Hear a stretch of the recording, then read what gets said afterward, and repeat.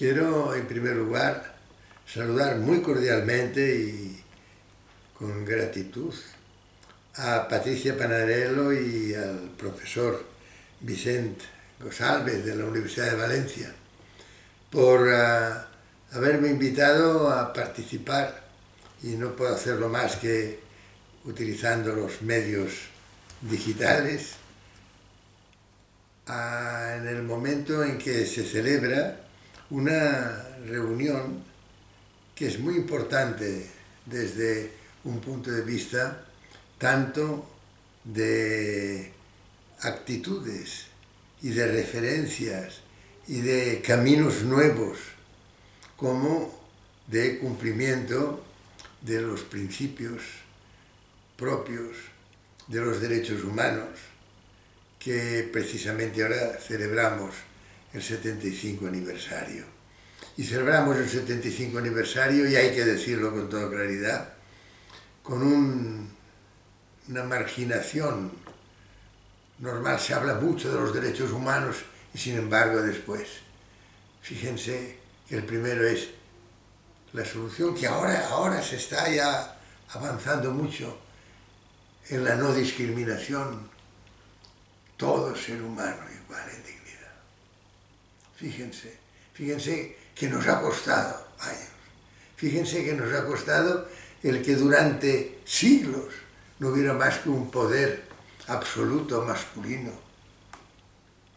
que nos decía que si vis pacem para bellum, si quieres la paz prepara la guerra. Y esto durante años y años, y la mujer discriminada, y discriminados algunos por su ideología, otros por sus creencias, otros por su etnia, otros por su sensibilidad sexual. ¿Qué es eso? Los derechos humanos establecen claramente todos los seres humanos iguales en dignidad. Y esto es lo que ahora yo creo que es fundamental, es que los derechos humanos necesitan esta visión de fraternidad entre todos los seres, que también se refiere, por cierto, en el artículo primero de la Declaración Universal. Acabo de escuchar la intervención de la rectora de Valencia y tengo que decirle que suscribo todo lo que dice. Creo que es muy importante que hoy tengamos a mujeres al frente de estas instituciones, que hoy ya tienen que darnos las pautas de comportamiento a estos pueblos, que ahora sí, ahora ya somos pueblos. Fíjense que cuando se crean las Naciones Unidas, un magnífico diseño multilateral, democrático, de Roosevelt, del presidente Roosevelt, que además encarga a una mujer, a su mujer, en aquellos años, la presidencia de la comisión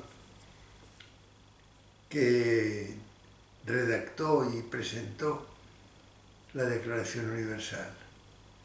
Pues fíjense que en un momento en que por fin, ahora ya por fin, podemos decir que la mujer, progresivamente, pero ya se ha avanzado mucho, no está discriminada, que no están discriminadas creencias, todos los seres humanos iguales en dignidad. Ahora sí, ahora ya podemos aplicar la primera frase de la Carta de las Naciones Unidas, que permanece precisamente sin aplicar. Permanecen las Naciones Unidas inhabilitadas para la función esencial que se les encomienda en la Carta. ¿Qué es lo que dice la Carta en su primera frase? Nosotros los pueblos hemos resuelto evitar a las generaciones venideras el horror de la guerra. ¡Qué maravilla! Y sin embargo, ¿qué es lo que sucede? ¿Por qué después de 78 años no ha podido cumplirse esta maravillosa proyección del multilateralismo democrático de las Naciones Unidas. ¿Por qué?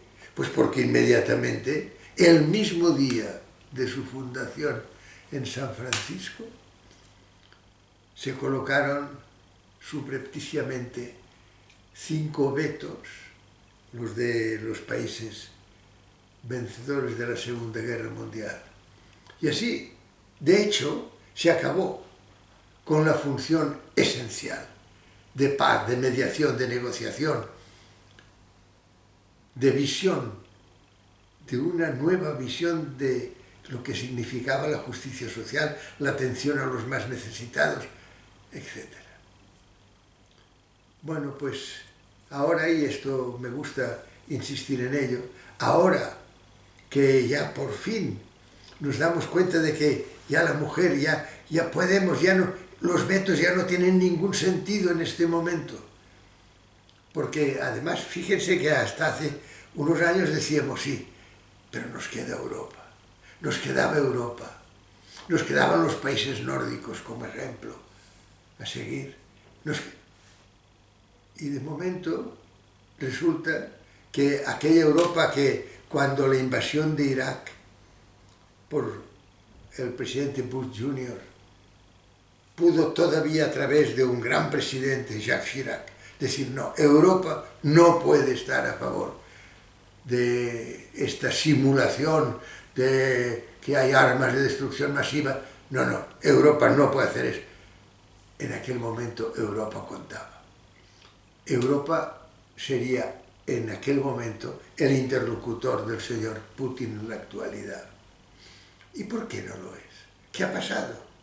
¿Qué ha pasado con que hoy el interlocutor sea el G7, el de la gobernanza global, supremacista y plutocrática? Sea el G7 y sea el Tratado del Atlántico Norte, los interlocutores, en lugar de ser la Unión Europea. ¿Qué ha sucedido?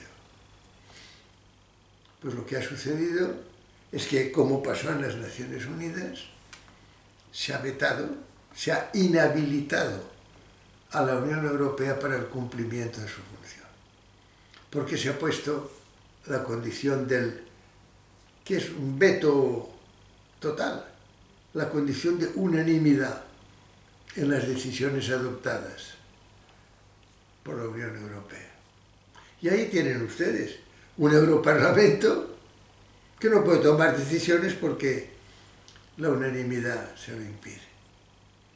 Y esto es lo que ha hecho que no hayamos podido seguir las directrices que en aquel momento fueron como una especie de grito de esperanza. Cuando el presidente Obama, el año 2015, llega a París y firma, como presidente de los Estados Unidos, porque ya nos había advertido el presidente Eisenhower en el año 1961, ya nos había advertido, estas son cosas muy serias, deber de memoria. Nos había advertido cuando pasa el poder al presidente Kennedy y le dice: presidente, yo he sido durante muchos años presidente de los Estados Unidos, pero no he mandado. Quien manda en Norteamérica es el complejo bélico industrial de los Estados Unidos.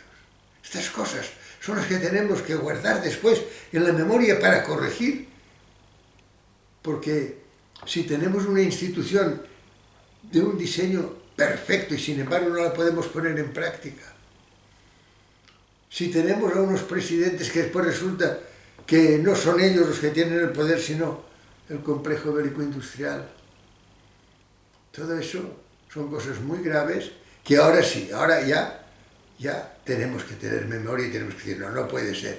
No puede ser que el presidente Obama diga, no, yo soy el presidente, llegue a París y firme en el mes de septiembre del año 2015, firme con gran fortaleza de espíritu, firme los acuerdos de París sobre cambio climático y que 2 meses más tarde, en el mes de noviembre del año 2015 se vaya a la Asamblea General de las Naciones Unidas y allí suscriba también la Agenda 2030 to Transform the World.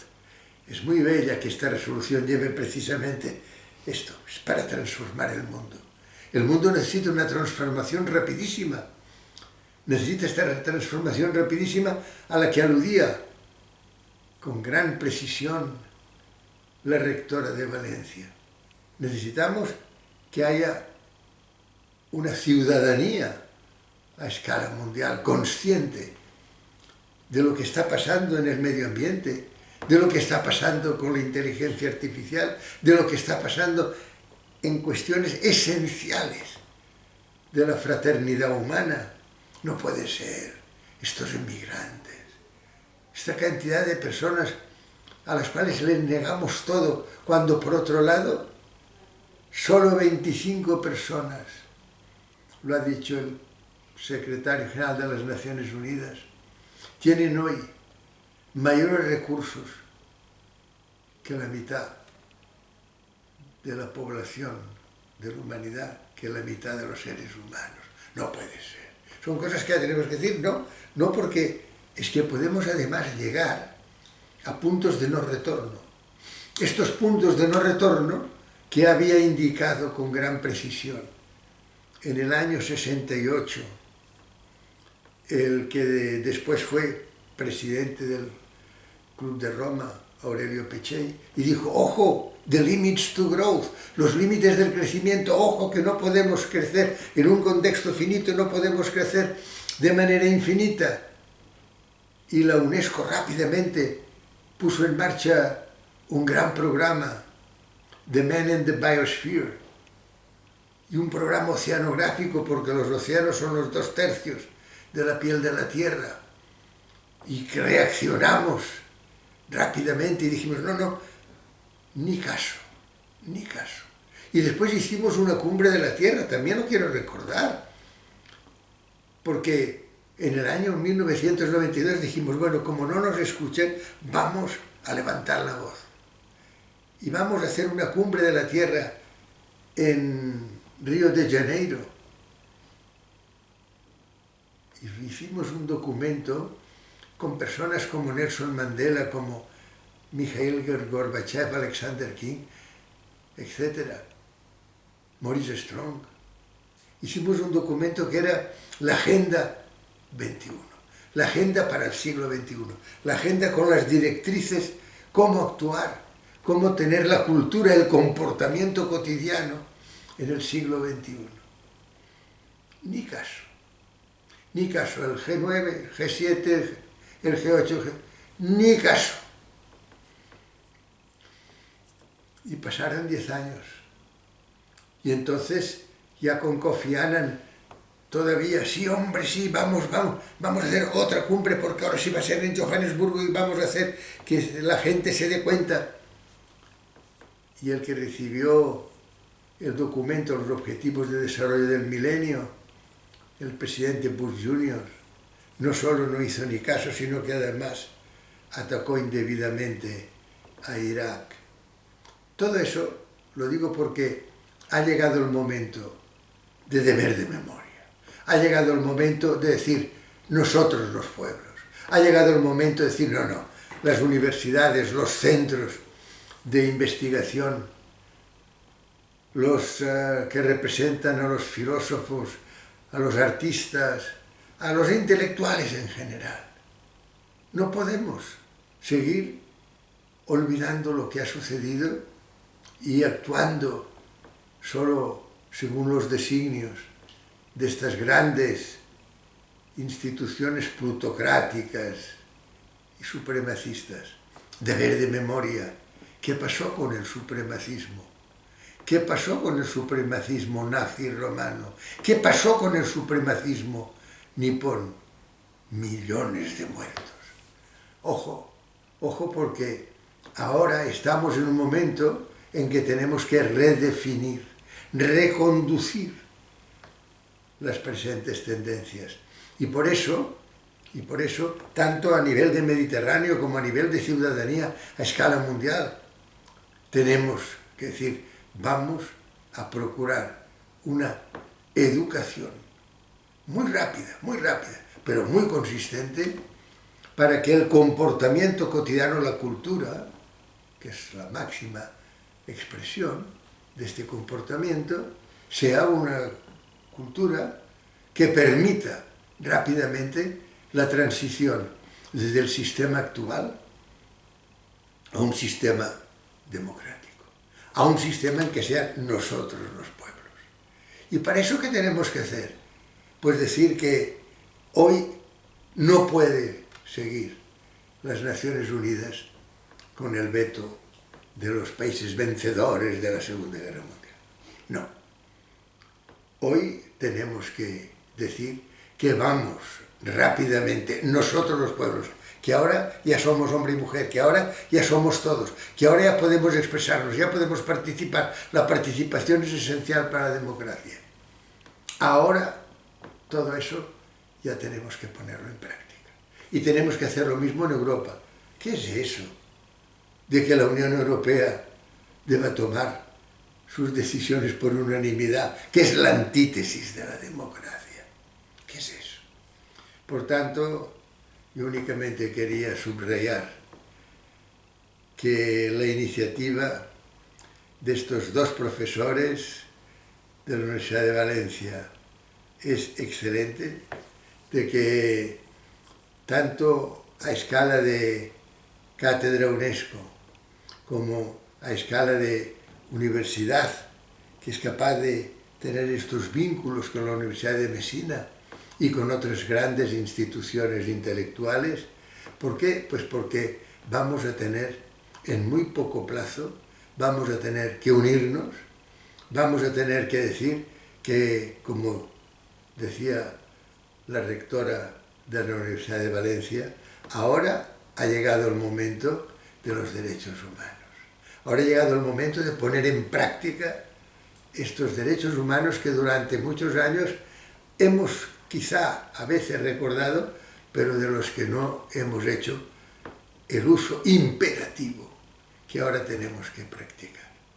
Queridos amigos, a la Universidad de Valencia mi enhorabuena más cordial y a todos los mejores deseos para que tengamos la capacidad de formar esta conciencia en la sociedad global, para que todos los ciudadanos del mundo se den cuenta de que hay esperanza. ¿Cuál es la esperanza? La esperanza es la creatividad. La esperanza es que seamos capaces de inventar nuevas fórmulas. Cada ser humano único, capaz de crear nuestra esperanza.